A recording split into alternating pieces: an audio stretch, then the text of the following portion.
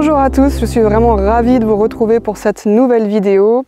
Dans cette vidéo, on va parler un petit peu de la deuxième moitié de l'année 2024. J'aime bien faire ça un petit peu chaque année pour transmettre voilà, ce que je reçois, qu'est-ce qu'on peut attendre aussi pour cette deuxième moitié d'année. Et Dieu sait si pour cette deuxième moitié d'année 2024, eh bien, il y en a des choses qui vont se passer. Ça risque d'être assez épique. Voilà, donc il y a plusieurs aspects qui sont vraiment très intéressants et dans lesquels je rentrerai avec vous dans un instant. Avant toute chose, je souhaitais aussi encore une fois vous remercier toutes et tous du fond du cœur pour vos vœux, pour mon mariage au Japon avec mon chéri. On a reçu énormément de messages, de mails, on n'a pas pu répondre individuellement à tous, donc vraiment un grand merci du cœur. Et il faut dire aussi que ce voyage au Japon, eh ben, ça a été assez transformateur pour nous deux, pas seulement pour le mariage, mais aussi parce que il y a vraiment une nouvelle inspiration en fait qui s'est dégagée de ce très beau voyage. Ça a été un énorme coup de cœur aussi, le pays, mais aussi le peuple japonais, donc des très belles rencontres là-bas. Et c'est très inspirant, notamment aussi pour tout ce qui concerne le Nouveau Monde, mais j'aurai peut-être l'occasion de vous en reparler bientôt. La première chose que je voulais aborder avec vous pour cette deuxième moitié de 2024, c'est vraiment tout d'abord cette forte énergie de renouveau qu'on peut ressentir déjà depuis le mois de mai. Donc il y a vraiment cette forte énergie de renouveau, j'ai envie de dire c'est rare qu'on ressente autant cette énergie. C'est comme si vraiment on se sentait poussé dans le dos à sortir de l'ancien moi, et ça passe aussi par une forme de détox à plein de niveaux différents. Donc ça peut être au niveau physique, ça peut être au niveau émotionnel, ça peut être évidemment au niveau matériel aussi. Moi j'ai vraiment ressenti le besoin là ces dernières semaines de commencer à faire un grand tri. Donc de vraiment prendre des objets, des vêtements, des choses que je traîne avec moi depuis plus de 20 ans et qui finalement ne sont plus moi, où je sens vraiment que j'ai besoin de m'en débarrasser ou de les donner tout simplement pour qu'il y ait ce nettoyage, cette détox qui se fasse, parce qu'il y a vraiment cet appel pour un grand renouveau. Et j'ai envie de dire qu'on entre vraiment dans ces périodes de transition où on va vraiment changer radicalement en fait. On ne va plus être la personne qu'on était dans le passé. Voilà, donc moi personnellement, je ne suis plus la Gabrielle que j'étais il y a 20 ans évidemment, ni il y a 10 ans, ni j'ai envie de dire il y a 5 ans, même la Gabrielle d'hier, je ne suis plus la Gabrielle d'hier, je suis la Gabrielle d'aujourd'hui, on change constamment. Et là, on est vraiment poussé par l'univers, comme si c'était une grosse pousse dans le dos, à vraiment finalement lâcher tout ce qui appartient à notre passé. Et j'ai envie de dire, je vous encourage à le faire aussi matériellement parce que ça marque quelque chose aussi dans la matière. Donc ça peut être évidemment au niveau émotionnel, ça peut être une détox au niveau physique, etc., de faire un jeûne ou peu importe. Mais je pense que c'est aussi intéressant de le faire dans son lieu de vie, avec les objets, avec les vêtements, les photos, ou peu importe ce que c'est. Et vraiment d'envoyer ce signal tout simplement à l'univers que ça y est, on est prêt en fait. On est prêt à tourner la page et c'est vraiment comme une fin de chapitre pour beaucoup d'entre nous et on rentre vraiment dans une forme de nouvelle entre guillemets identité qui est assez inédite en fait pour nous. Et donc c'est pour ça que parfois l'ego il a un peu de résistance parce que l'ego il aime jamais trop en fait avancer dans l'inconnu et donc parfois il peut y avoir de la retenue à faire ce pas là, mais on est vraiment encouragé très fortement à le faire.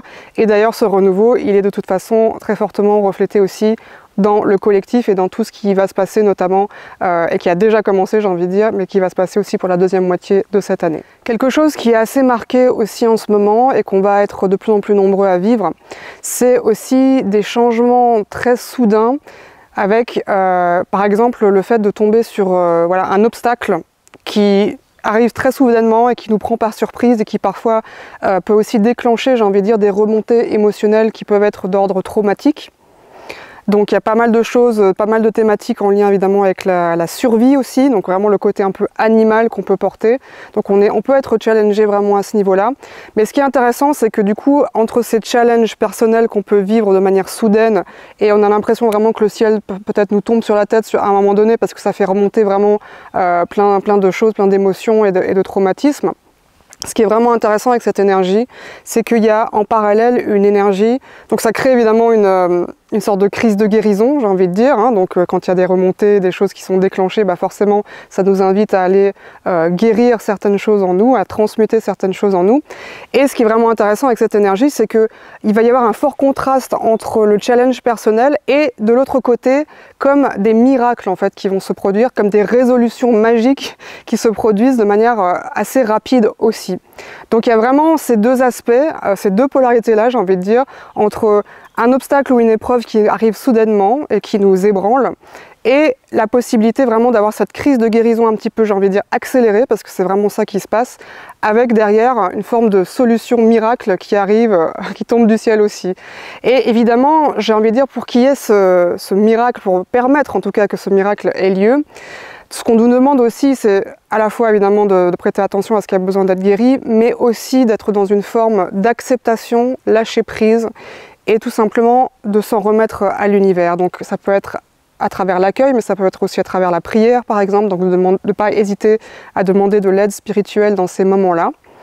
Et on va constater que donc plus c'est contrasté entre une épreuve et voilà la résolution positive qui arrive rapidement, et bien plus ça va être un signe qu'on est vraiment sur la bonne voie, qu'on est vraiment en progression, en évolution spirituelle. Et j'ai envie de dire que plus il y a de contrastes extrêmes, rapides comme ça, donc ça peut être parfois difficile à vivre parce que ce sont des hauts et des bas assez extrêmes parfois, mais plus on va pouvoir justement trouver cette résolution positive, qu'on va pouvoir se reconnecter finalement à cette fréquence positive plus rapidement, plus ça nous indique qu'on est vraiment en train d'ascensionner plus rapidement. Concrètement, c'est vraiment ça qu'on m'a montré, quoi. C'est-à-dire que plus on rebondit rapidement, plus on arrive à se remettre vraiment dans l'amour, dans la lumière rapidement, et du coup d'avoir ces crises de guérison accélérées, c'est vraiment un signe qu'on est en train de construire cette résilience à l'intérieur de nous et qu'on est vraiment en train de progresser spirituellement. Donc ça, c'est une très bonne nouvelle, j'ai envie de dire. Et d'ailleurs, il y a quelques temps, quelques semaines, ça m'est arrivé. Hein, donc il y a eu vraiment d'un coup comme ça un obstacle sur mon chemin qui a déclenché beaucoup de remontées traumatiques pour moi. Et ça a duré peut-être une paire de jours comme ça, et puis après je me suis laissée aller, j'ai commencé à faire des prières, me relier vraiment au divin, vraiment à simplement laisser faire, et là bam, très très rapidement en fait ça s'est remis de manière très positive, et évidemment quand ça se remet de manière très positive, là on peut aussi avoir la compréhension de pourquoi on a traversé ça, qu'est-ce que ça nous indique sur nous, qu'est-ce qu'on avait besoin tout simplement de guérir en nous. Ce qui est aussi très intéressant, et ce que j'ai vu par rapport à ça, c'est que vous connaissez peut-être la spirale de Fibonacci. Et ben, la spirale de Fibonacci, c'est vraiment, ça représente aussi le mouvement de l'univers qui s'expand.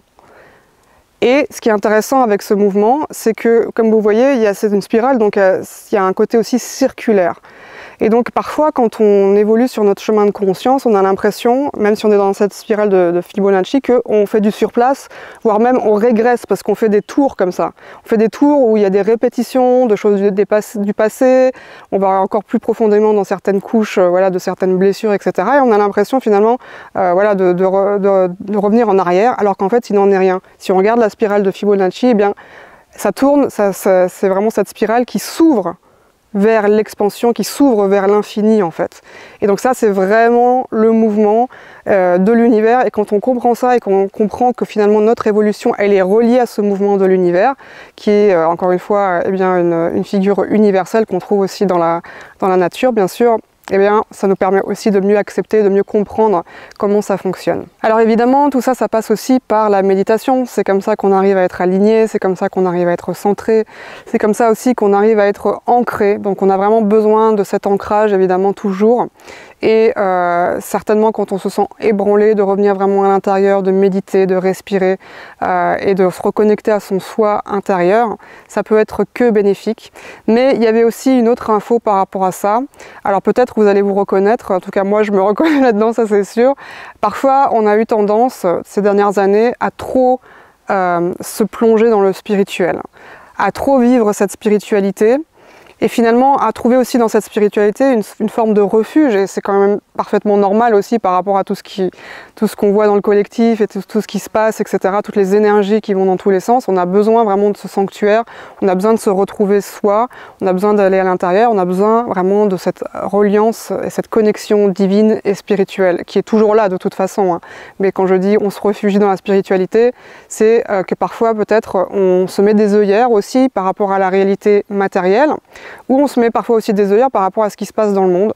Donc moi c'est vrai que ça a été mon cas pendant un temps. Je sentais que j'avais besoin vraiment de couper avec toute forme d'information extérieure et de simplement me fier à voilà, mon intuition et mon monde intérieur et mon quotidien.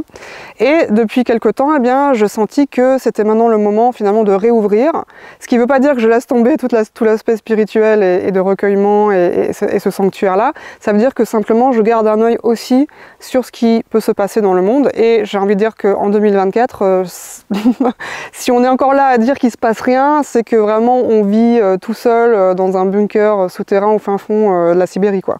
Parce que on ne peut pas dire qu'il se passe rien en ce moment, et clairement pour les mois qui viennent, il va y avoir des choses aussi qui vont se passer. Donc c'est important de garder vraiment cet équilibre entre son monde intérieur, sa spiritualité, mais pas non plus passer dans un extrême où on se ferme totalement vraiment aussi à la réalité matérielle, ou même la réalité, j'ai envie de dire 3D, hein, parce qu'il y a encore des interactions aussi avec cette dimension-là. Et là où je veux en venir, eh bien, c'est tout simplement par rapport aussi à ce qui peut nous attendre du coup au niveau mondial pour cette deuxième moitié d'année 2024. Alors déjà, premièrement, on sait qu'il y a cette guerre souterraine, j'ai envie de dire souterraine et presque invisible pour les yeux qui ne sont pas avertis, n'est-ce pas, entre l'ombre et la lumière depuis déjà un certain temps.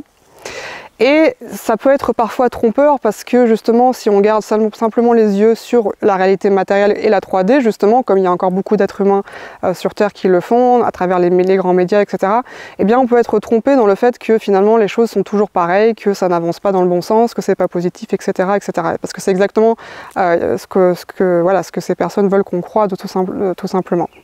Mais ce qu'il faut bien comprendre, c'est qu'il y a beaucoup de choses qui se jouent de manière invisible, évidemment dans le subtil, j'en parle même pas, mais même au niveau terrestre, il se joue aussi des choses en coulisses qu'on va pas pouvoir forcément percevoir quand on n'a pas peut-être voilà, un œil averti, ou qu'on ne s'est pas renseigné de manière alternative, par exemple avec les infos alternatives. Donc ce qu'il y a vraiment, c'est qu'il y a une grande avancée de la lumière.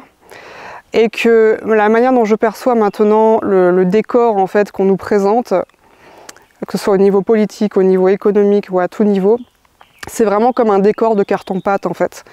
C'est-à-dire qu'il n'y a rien derrière. Derrière c'est pourri quoi. Derrière c'est en train de s'effondrer et il suffit de faire ping comme ça et ça s'effondre en fait. Donc ça n'est que un décor, ça n'est que du théâtre. Ça n'est qu'un décor de carton-pâte, ce qu'on peut voir actuellement. Et c'est pas du tout, ça ne reflète pas du tout la réalité qu'il y a derrière. Et donc du coup, évidemment en France, on est dans une période assez intéressante qui, je pense que l'été, ça va être assez intéressant aussi en France. Il va y avoir sans doute voilà, des élections anticipées avec un changement soi-disant de politique. Alors là aussi, il ne faut pas trop se leurrer, n'est-ce pas? Donc les gens qui sont poussés par les médias ne sont jamais des gens qui sont contre le système, n'est-ce pas? Et ça peut être vraiment aussi un leurre de penser que ça va changer, parce qu'il y a des visages différents ou un autre parti au pouvoir. Mais il y a quand même des choses intéressantes à retenir, c'est-à-dire qu'il y a quand même de nouveau un espèce de renouveau qui se présente, et que du coup ça peut engendrer derrière en fait quand même plus de possibilités et d'ouverture en fait pour un réel changement. J'ai envie de dire, je vous l'avais déjà dit en janvier, mais attention par rapport aux Jeux Olympiques, il y a quelque chose de pas net par rapport à ça. Il y a clairement, voilà, en plus je pense que si le pays est vraiment dans ce basculement et ce changement au niveau politique, à surveiller toujours ce qui peut se passer. Donc je ne veux pas être alarmiste non plus, mais voilà. Ensuite, il y a évidemment toujours ces tentatives de faire marcher le narratif de la guerre, de pousser à la guerre, de pousser aussi, maintenant, on parle d'une nouvelle grippe, etc. Donc là aussi, faites attention vraiment aux grandes headlines, comme on dit, et regardez vraiment ce qui se passe en coulisses. Tout ça, ce sont vraiment des tentatives, on va dire, de nouveau, pour répandre la peur, pour maintenir les êtres humains dans la peur, et ça ne va pas fonctionner, parce que ça ne va pas aboutir en fait. ça ne va pas aboutir, mais comme je vous disais depuis le début de l'année, ce n'est pas à exclure qu'il y ait quand même à un moment donné peut-être un événement, une dernière tentative ou quelque chose de la part de l'ombre qui pourrait quand même essayer de déstabiliser en fait cette progression de la lumière en marche, que de toute façon il n'y a rien qui peut l'arrêter, hein, mais il y a toujours des tentatives ici et là pour déstabiliser, la scène mondiale, j'ai envie de dire. Donc par rapport à ça, on voit qu'il y a beaucoup de luttes de pouvoir. On a vu aussi récemment qu'il y avait eu des tentatives d'assassinat sur des personnalités importantes, etc., etc. Donc tout ça, c'est vraiment aussi un signe qu'il y a vraiment cette guerre sous-jacente entre l'ombre et la lumière, dans un camp et dans l'autre. Et donc ça, c'est toujours en cours, et ça, je pense que ça risque encore de continuer de cette manière-là. Et cette année, on a évidemment aussi, en plus des élections françaises, les élections américaines en novembre. Et là aussi, c'est vraiment à surveiller, parce que je pense qu'il va se passer des choses très intéressantes. Ça pourrait marquer aussi le retour d'un certain président américain, le président T par exemple, et je pense que c'est aussi pas exclu qu'il y ait simplement des choses qui se passent même avant les élections de novembre, et des choses qui finalement ouvrent la voie aussi pour qu'il y ait vraiment un tracé vers la lumière plus, on va dire plus clair aussi au niveau mondial. Il y a aussi ce qui se prépare en ce moment, c'est tout un reset financier qui va avoir lieu, pas tout de suite le reset financier, mais c'est vraiment en préparation via évidemment ce qu'on appelle les BRICS. Donc vraiment une réévaluation de la monnaie qui va être basée de nouveau sur l'or et qui du coup va vraiment aussi changer la donne au niveau mondial. Donc là aussi à surveiller au moment de justement la période d'automne, etc. Il y a vraiment quelque chose autour de ça qui va être assez marquant, je pense. Et on va de nouveau aussi vers quelque chose qui est beaucoup plus aligné finalement au niveau financier. Donc ça c'est vraiment aussi la bonne nouvelle. Et enfin, eh bien, si on devait résumer tout ça finalement, quand je vous parlais du décor en carton-pâte, etc., eh bien, ça m'a fait penser évidemment au fameux film Le Magicien d'Oz.